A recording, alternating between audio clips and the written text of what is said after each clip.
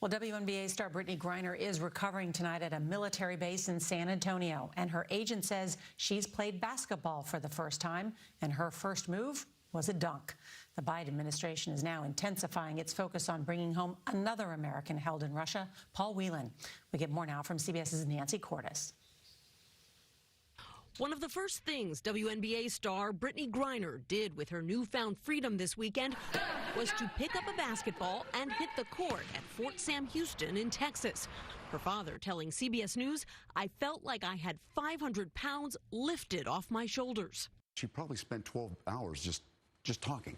Roger Karstens is the administration's top hostage negotiator and was on the plane with Griner as she headed home. She spoke at length about what it was like to undergo that 10-month ordeal. Today, White House officials held a strategy session as they tried to secure the release of Paul Whelan, imprisoned in Russia 4 times longer than Griner was. If the U.S. doesn't have a prisoner in custody that Russia would be willing to make a trade for, what else could you do? We believe that there are plays that we can continue to try to run, things that we have had in motion that we are still working on that could potentially lead to a positive result here.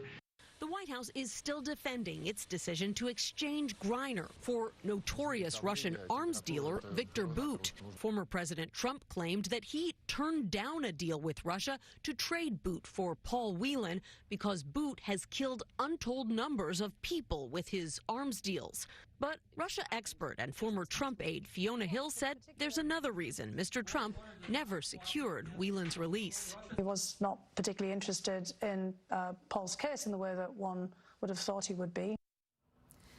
The next high-level talks between the U.S. and Russia about Paul Whelan are slated to take place later this week, and the State Department says it is ready to get creative, though I'm told that does not mean that the U.S. is willing to change anything about its policy towards Russia when it comes to the war in Ukraine. Norah. Nancy Cordes, thank you so much.